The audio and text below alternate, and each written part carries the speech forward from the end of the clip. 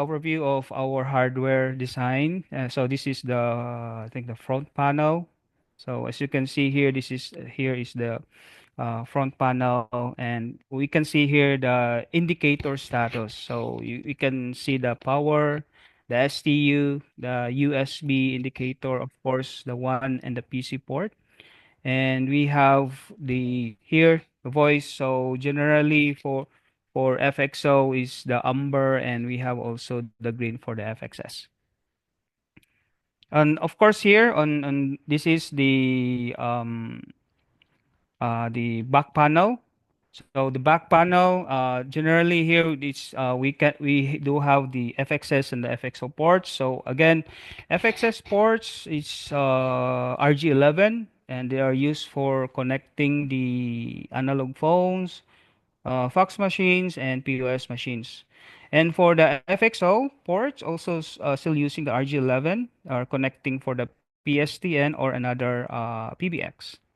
Then we have the PC port and the one port. This is used PC used to connect to the computer. Of course, the one port used to the uplink network.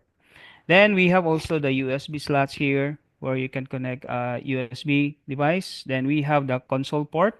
This is for local management and testing.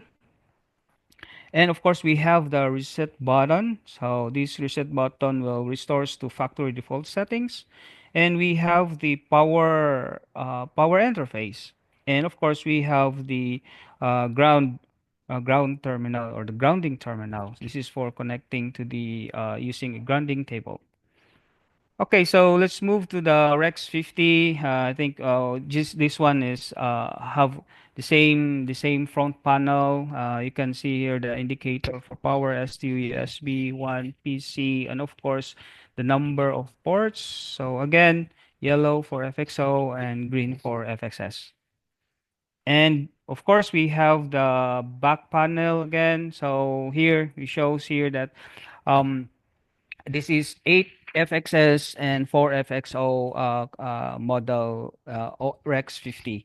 So here again, the FXS are used for connecting analog phones, fax machines, and POS machines. FXO used for connecting PSTN or to any another PBX. And also have the PC, the one port, the USB, the console port. This is for again for local management and testing.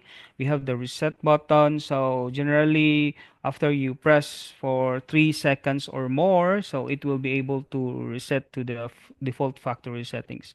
Then we have the power interface. So it we use because our Rex 50 and Rex 20 they have the power supply. So all you're gonna do is to connect here, and we recommend to use the power supply provided with this model.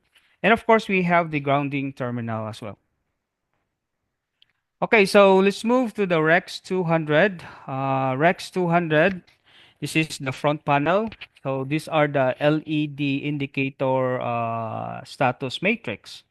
And initially, within the 10 seconds of powering up this device, so when you see here as steady green, it means that it has detected the line is a subscriber line. So it refers to the FXS. And if it's blinking green, the detect it has be able to detect the line that is a trunk line, so it refers to the FXO. Then, of course, if there is no line detected, so you cannot see that this matrix is lighting. So there's no, it's off. Okay, so for the back panel, um, yeah, for the back panel also we can see here that we have the power, and of course we have the ETH one and the ETH two.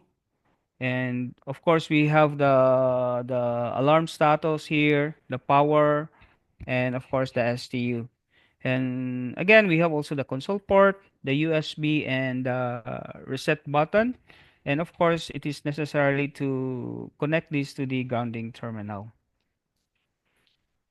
Okay, let's move to the Rex 500. So Rex 500, this is um, the status, the LED matrix status. So the same as I have mentioned before, that in the first 10 seconds, if it's steady green, it refers to the FX support, and if it's blinking green, it refers to the FX support.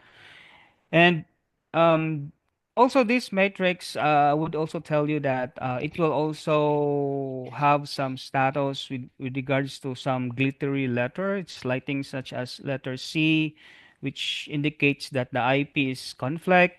And if letter D, that is the device has some failure during startup. Then if it's letter T, it indicates that APP has been exited. And I think the letter E is regards to the network failure. So, by the way, so as you can see here, we have the interface slots. There are four: slot one, slot two, slot three, and slot four.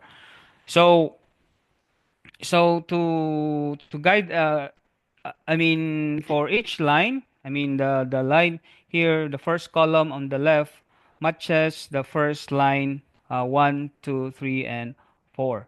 So as you can see that an interface card corresponds to 6 RG45 sockets, and each RG45 socket will corresponds to the four pairs of analog lines. So for this first RG45, this is refers to the line 1, 2, 3, and 4.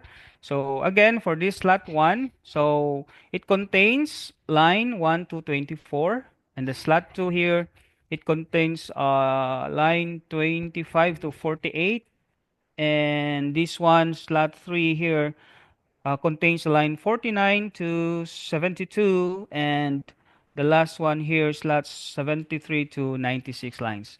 So that's the orientation of our interface card. And let's move to the back panel. So yeah, for the back panel, you can see here for the reset, and we have the console port. This is for management purposes and troubleshooting, and we have the ETH1, ETH2 port, and of course we have the power indicator. So you might be questioning why there's two power. So again, for our Rex 500, we do have the option for a dual AC, dual DC, single AC, and single DC capability. So that's why we have here a power button. So this is for single AC, you only have this power one. If you have dual AC, then you have this indicator power. And we